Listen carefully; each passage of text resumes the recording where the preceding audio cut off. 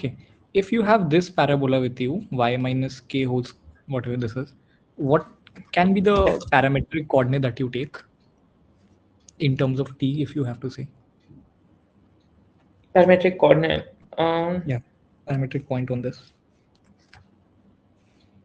I'm not sure.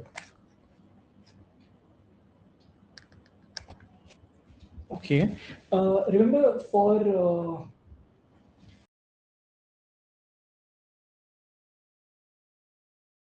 equals to pm square. This is one thing you can probably use in some of the questions. Okay, tell me one thing. If your Second. Can you scroll up a bit?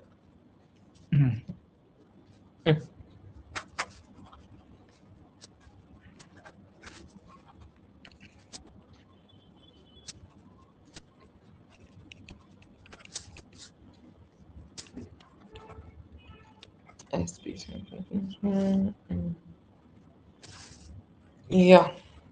okay, if you have this parabola with you, y minus k wholes, whatever this is, what can be the parametric coordinate that you take in terms of t, if you have to say? Parametric coordinate. Yeah, parametric point on this. I'm not sure. Okay, remember for y square equals to 4ax, we have what? What do we have for that? We have 80 square, x becomes my 80 square, y becomes my 280.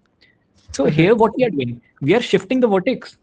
So that means now my this particular thing, my x can be h plus 80 square and y can be k plus 280. Okay, yeah. Yeah. If let's say it was y plus k whole square, so you would take y as, if it was this, then what would you take? You would take y as 280 minus k. Yeah. Okay. One second, just write this down. Yep. I can move on.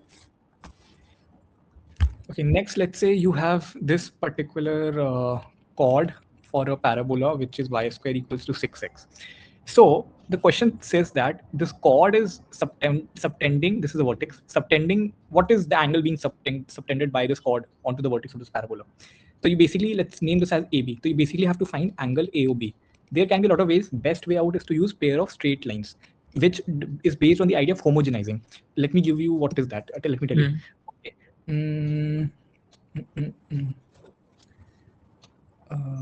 Okay. Okay. Tell me one thing. Let's say I write something like this in front of you one day. That day is today.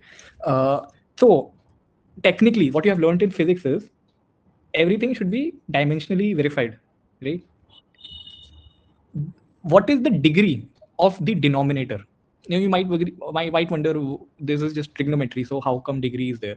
But what is the power? What is the combined power of sine theta, cos theta that you see in the denominator? Any trigonometric expression. Come again. What is the combined power that you see in the denominator of whatever you see, any trigonometric expression? Okay, what is the degree? Don't have power, right? But just to understand, still, okay, what is the degree of the denominator here? Of the denominator 2. Yeah, what is the degree now? Of the denominator?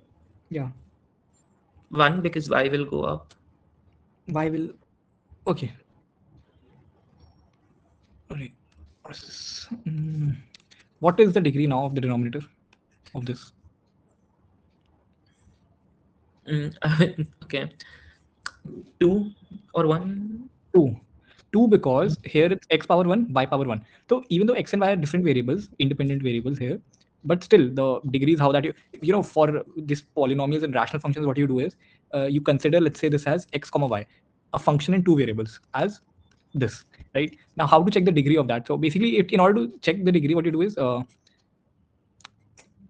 put x as lambda x, let's say lambda is any constant, then lambda y. So what do you get? Lambda square xy. That means 2 is the degree of this. Okay. So just like that, if we have to tell about this, what would you say? What's the degree of the denominator here? What is the power of sine theta? 1, cos theta 1. Added Yeah, power is 2. 2. 2. So technically, because of physics and everything, our equation should be dimensionally correct, right? So why are we getting 2 here? What is the degree here in the numerator? Would you say 0 or 1 or 2? What do you think it is? Come again. What is the degree of the numerator? 0, 1 or 2? 0. Okay, 0. So we are having y as degree equals to 0 upon degree equals to 2. This should not be existing, right? It's not dimensionally correct. You can Yeah. say it's not homogenized. So Mm. now here comes very interesting thing. Remember, 1 can be written as sine square theta plus cos square theta. Yeah. Can I write my y as sine square theta plus cos square theta upon SC? What is the degree of the numerator now? 2. And what is the degree of the denominator now? 2. So now it's correct. Earlier also it's correct only, but you know, that is the reason. For example, let me tell you one thing. Let's say you somehow someday think that there's a physics question, right? You have to basically derive a formula for time period, right? And you get onto something. Let's say the question has given you a new formula for time period, which you think it's not dimensionally correct. So now the paper setters, they can argue that anything can be written as 1 into whatever it is. So let's assume this is 1 into whatever this is. Now they can argue that here the dimension of 1 is whatever it takes to make this dimensionally correct. So you're getting what I'm trying to say. 1 here can be written as sine square theta plus cos square theta. So it's not, I mean, it's still recoverable. Mm. Fair. Hmm. So otherwise, everything is, that is a very interesting thing. Let me tell you one more example here. Uh,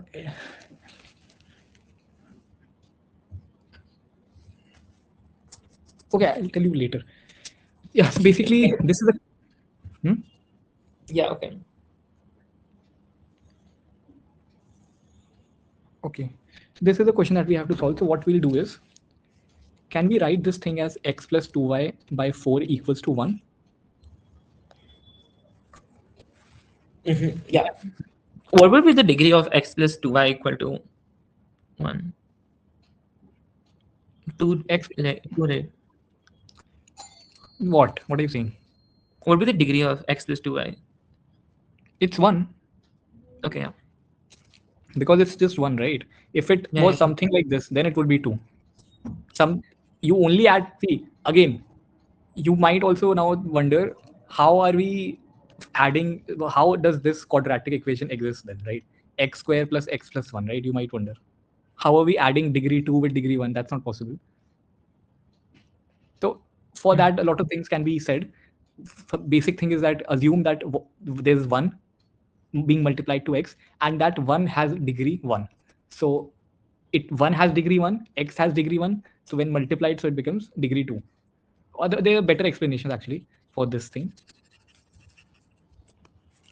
Mm-hmm. Okay, so we got this thing. Now let's do one thing. Can we write this thing as y square equals to 6x into 1? And let's replace this one over here. So we'll get y square is 6x, x plus 2y, 4. Next up, you will get a equation of pair of straight lines, which looks something like ax square plus 2h xy plus by square equals to 0. So now you have to find this theta angle. You know, that can be found using tan theta equals to 2 under root h square minus ab by a plus b. Okay, this we also did in pair of straight lines when we were revising it one day, remember? Next question to you is, do you think this operation is valid, h square minus ab, if we talk about the degree terms? Mm. It's valid. Why is it valid? Wait, come again. Do you think this operation is valid, h square minus ab, in terms of degree, if we say, or homogenization? Yeah. Homogenizing is making the degree same. Here we homogenized. Yeah. Why? Because h square degree is 2, ab degree is 2. Yeah, you can Degree. subtract degree 2 from degree 2. Correct. Okay. When you take the square root of it, would it become degree 1? You have a degree Mm. 2. When you take the square root, would it become degree 1? Yes. What is in the denominator? A degree 1 only. So basically, this formula is valid. It's just like how in physics also you can use this method to remember formula. formula. Maths also you can do the same. Because see, if let's say you are in the exam, you are thinking whether it was AB square here or not, so it cannot be AB square. It has to be AB only, right? If you know that it's some power of AB. Why can it not be AB square? Because then it would be degree 2 minus degree 3. That's not possible. This is a way to remember this. It works everywhere, wherever you see. Okay. Then this length of chord can also be found out using under root 1 plus m square x2 minus x1. x1, x2 are the extremities, the x coordinates. Basically what happens is, let's say there's a parabola given to you, there's some line given to you. You solve the parabola in the line. You have the slope of the line, you will put it here. What about this thing? So basically when you solve the line and the parabola, you will get a quadratic equation. And for that quadratic equation, you have to find the difference of their roots. That you can very well do using Vieta's relation, sum of roots, product of roots thing. Okay. Yeah. Okay. Then chord with a given midpoint, t equals to s1, right? Okay. Now, what do you understand by a focal distance? What is the difference between a focal distance and focal length? Tell me that. Focal chord length. Basically, if there's a parabola here, this is the focus, let's say.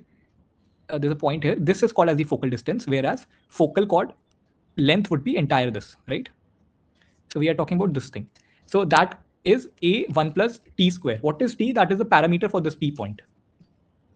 Right? All of this is very important. Next up, for a focal chord, the ends are t1, t2 equals to minus 1. The length is a t1 t plus 1 by t square.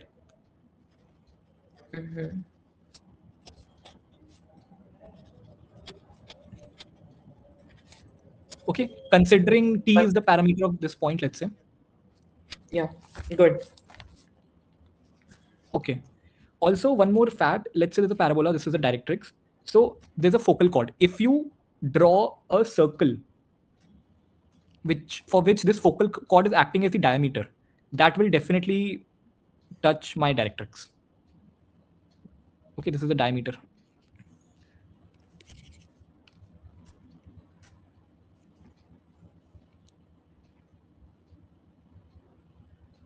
Okay.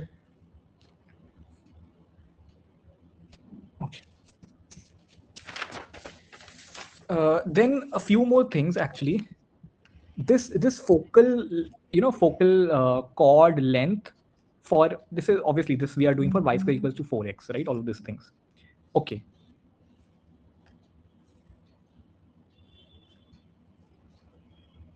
Actually, there's few more variations of this. Let's say there's a parabola. This is the vertex. This is the focus, let's say. This is your focal chord AB, which is making theta angle with the axis, right?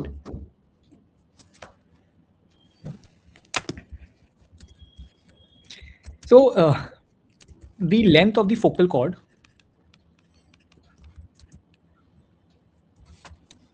for y square equals to 4x at a distance p, from the vertex. This distance is p from the vertex. This is actually, although p, all of this useless. The answer is 4a cosec square theta. Remember this also. Okay. One more thing. Another equation that you have is LD square equals to 4AQ, where your L is the length of focal chord. Okay. D is the distance from the vertex.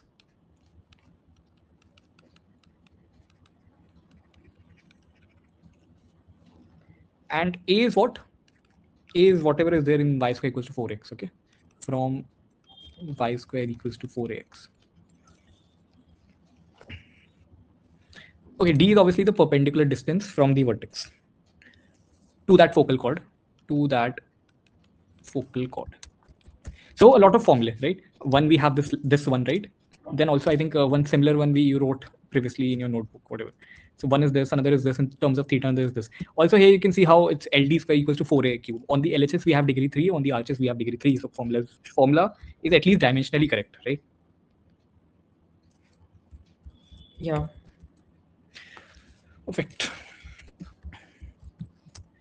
Then next up we have focal radius. So let's say this is a parabola. This is tangent at vertex. This is not director. This is tangent at vertex. If you take just not the entire focal chord, just the basically focal distance, and you using that, you make a circle. So again, that would intersect, not intersect. It would touch my tangent at vertex, right? This is your focus.